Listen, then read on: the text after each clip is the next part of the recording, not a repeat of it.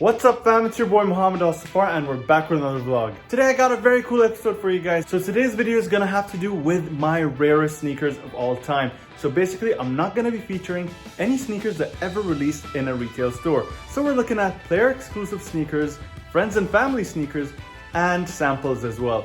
So these sneakers that I'll be showing you today that have never been sold in a retail store, and that's what makes them really rare. So basically we won't be featuring sneakers like the Jordan 1 Dior's, any Off-White sneaker. I'm actually making an exception for one of the sneakers that's actually released in the sneaker store, and I'll talk about why I added that to the list. Other than that, these are the rarest of the rares, and let's get this video started. So first off, we have the Jordan 5 Michigans. Now this is a PE, meaning it's a player's exclusive.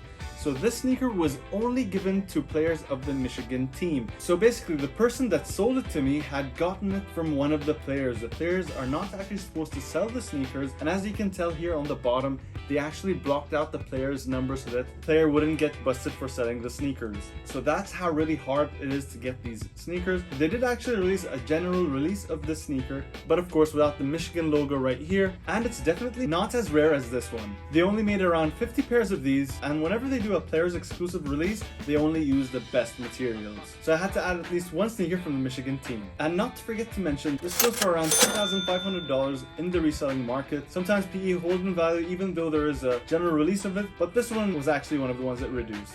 And next up we have the Jordan 5 Oregons or Oregon, depending on where you're from. Now this sneaker was a huge grail for all sneakerheads at the time. Everyone wanted to have the Jordan 5s with the green suede and with the duck on the back. Honestly, out of all the college teams, the Oregon is one of my favorites just because of the colorways that they release. I really like green on a sneaker, and the color combos that they do are epic. Of course, we can't forget the O on the tongue, and sometimes they include it on the back, but on this very sneaker they put the duck on the back, which I don't think I've seen this size of a duck on any of their Oregon sneakers, so I really like this. So like the Michigans, these were only given to players exclusively. Now this didn't have a number on the back, so they didn't actually have to block anything off of the sneaker. It's untraceable, and they also made around 40 pairs of these too. Now sorry Kais if you're watching this video, I know how much you hate the sneaker, but I have to mention this. This very sneaker is actually going for from $5,000 to $6,000 in the reselling market, and I have to mention that. Now they did release this as a general release, but of course without the duck, and it was a different shade of green. I did cop that, but I don't like it as much as I like this pair right here. This was one of my goals as a young sneakerhead, trying to get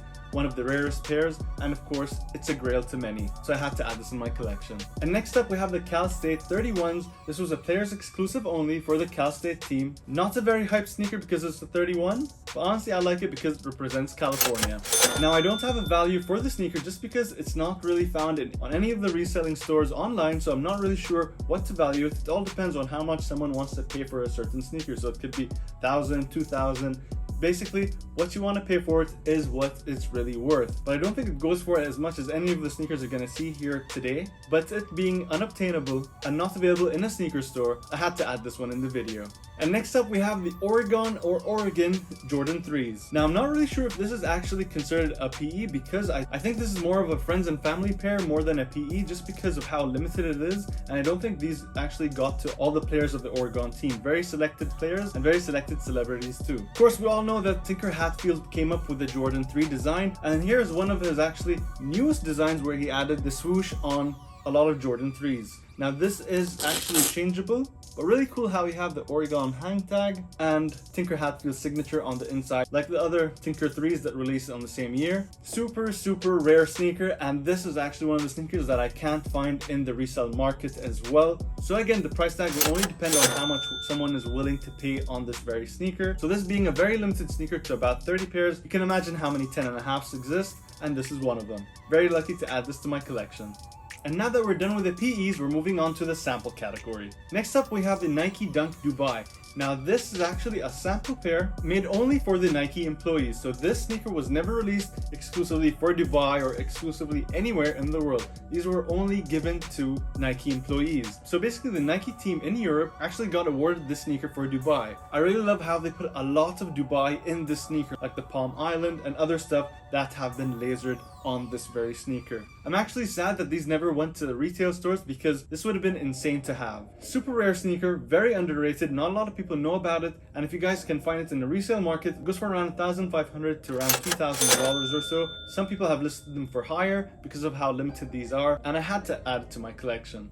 Next up, we have the Adidas Yeezy 1050 that has never been released. Now, we did see a 950 release in the past, but this 1050 was supposed to be its successor that never hit the market. Very few pairs were made of these. I believe just around a handful of these. I'm not really sure why they didn't make this specific one, because honestly, compared to the 950s, I see these a lot nicer and does have a really nice snug fit and really perfect for winter conditions. But also, I can't really put a value on these because these are rarely ever seen and not in any reselling store. So it will depend on how much someone's willing to pay for this very sneaker. And I'll tell you guys in a second how much I actually got offered for this and the one you guys are gonna see after this. Very rare sneaker, will never be released to the public, and it's really crazy that I have such sample sneaker. Next up, we have the third colorway of the Yeezy 1050. Now this is the rarest out of the 3 colors because they only made 3 of these very sneakers. Now I believe the other 2 pairs are in another collector's hand, and the last I believe is in Kanye's hand. So this is one of the very few sneakers that you might never ever see again, but here it is, and it will always remain in my collection. And right here we actually have the sample tag still on the sneaker, still intact, and it shows you, of course, the season this was actually supposed to release for, which was fall winter 16,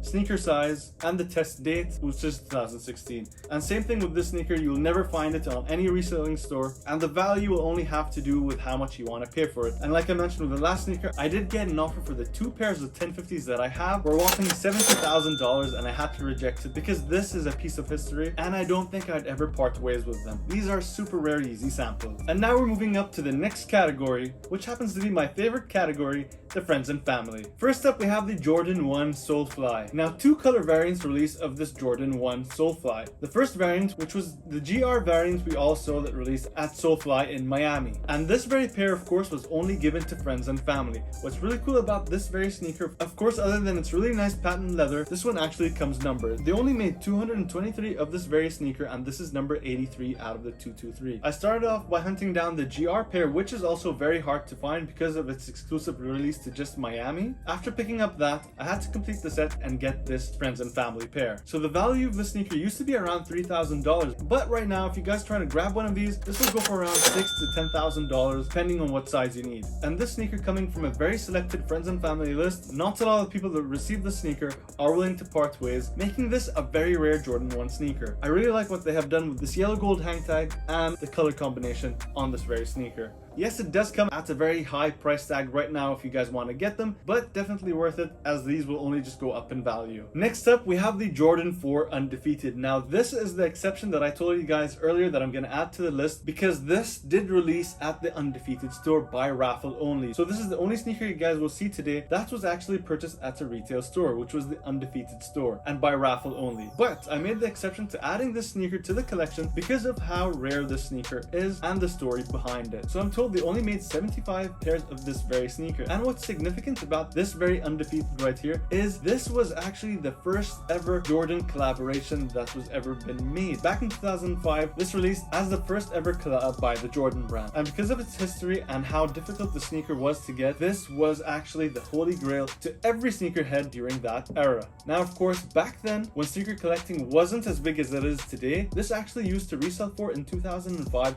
for around $1,000 only. And sadly, I didn't pick it up then. I picked these up from a friend of mine around 6 years ago for a much higher price tag. Now, I did try to find the value of this sneaker, but I couldn't find it anywhere, not on the reselling apps, and not on the reselling website. Because of how old the sneaker is, and I believe most of the pairs right now are in the hands of collectors, you will rarely see the 2005 Undefeated ever for sale. Not only because it's in the hands of the collectors, but also most pairs have been already worn. And this right here is actually one of the very last dead stock brand new pairs in existence. Now they did make, I think, a 2018 or 19 pair of this very Undefeated for Drake. Because he really wanted this pair from 2005 and he couldn't really find one, he asked the Jordan brand to actually remake the sneaker, and they made it for him. Of course, those are not going for the same value as this. This is super hard to find and goes for a lot more than those. So again, the value of this sneaker will only depend on how much someone's willing to pay for them at the time, which I believe can actually go for around $50,000 to $100,000. Super rare grail of mine, and I'm lucky to have this in my collection. Speaking of Drake, next up we have the Jordan 8 OVOs. This is actually another sneaker that the Jordan brand only made for friends and family of Drake, making this super rare, and another sneaker that I couldn't find in the resale market at all. Not even a picture, not even a listing, nothing whatsoever, making this super rare. Now they did actually release a black color of this as well, and I did manage to find in some of the resale websites for around $9,000, but this very sneaker was not over there, making this rarer than the other color. Really nice leather materials used on this very sneaker, and I really wish we saw this as a general release. I'll be hunting down the black one to add to the pack soon, but for now I'm really happy to have this very OVO friends and family. And next up we have the Jordan 4 Eminem Carhartt. Now here we have another friends and family sneaker that was only given to Eminem and his friend. This I believe is the third time Eminem actually ever collaborated with the Jordan brand. And what's really cool about this very sneaker is Eminem the rapper actually gifted these to his friends during Christmas. So when I bought my pair, I got my pair with a Christmas card that was actually given from him to his friend, which is a really cool thing to have with this sneaker.